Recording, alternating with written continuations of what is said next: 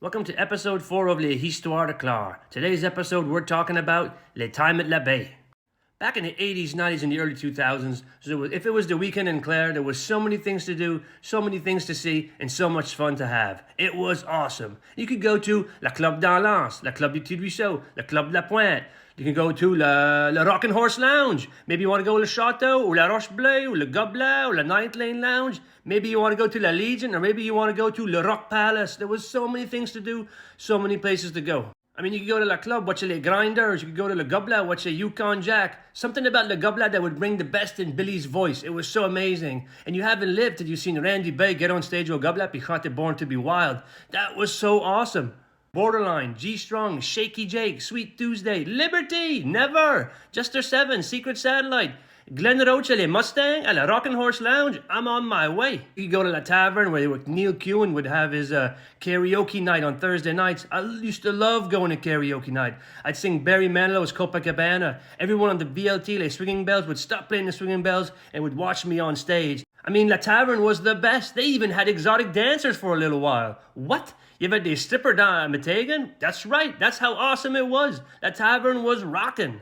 Of course, the biggest club was La Club du Petit Ruisseau. For years, everyone called it La Club. And then they put up the sign that said Le Club. Wait, what? Le Club? I've been saying La Club for friggin' years. What's going on here? And it would be happy hour, La Club du Petit Ruisseau, avec Albar et Charles. I used to love going sitting there, drinking some rum and cokes. Those two were the best. Albar would tell me some funny stories all the time, and I loved listening to Charles.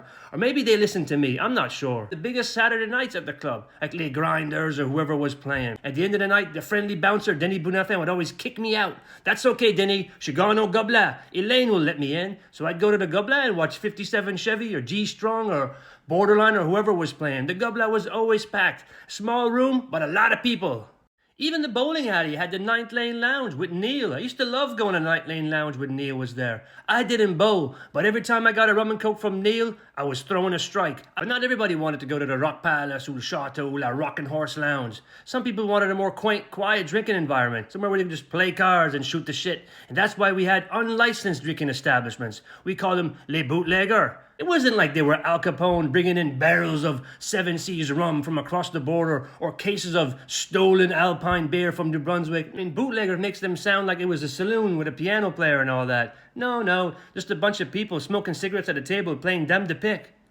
And then there was a third place back in the 80s, 90s, and the early 2000s where you could go party in Clare. Maybe you weren't of age yet and you couldn't go to La Club de la Pointe, or Le Rock Palace, or Le Gobelin, or La Club du Petit Ruisseau. Maybe you weren't going to sneak in at the Rockin' Horse Lounge, so you had to make your own place. And these places were always hidden away in the forest, hidden away amongst the trees, hidden away in the bushes. And these were called the party shacks. You needed a four-wheeler, a four-wheel drive, or a highly detailed map to get there. And you'd get there, and all you'd see was a little cabane dans les bois with people gathered around smoking and drinking and having fun. They'd have a little RCA, a little petit stereo, a Sanyo, a petit cassette player playing brand new tape of Guns N' Roses or Def Leppard. These party shacks were hidden dans les fachaks so the cops couldn't get us. And they all had amazing names comme La Fraggle Rock, La Mystery Lodge, La Shit Biscuit, La Hillbilly Haven, La Legendary Schoon Lagoon. Who would love to go there? Now, the last of these was, to me, it was the Roofless. The Roofless was the last one. Why was it called the Roofless? Because it had no roof. Why did it have no roof? They didn't want to get a building permit. And that's why it was so awesome in Clare in the 80s, 90s, and early 2000s. There was so much things you could do.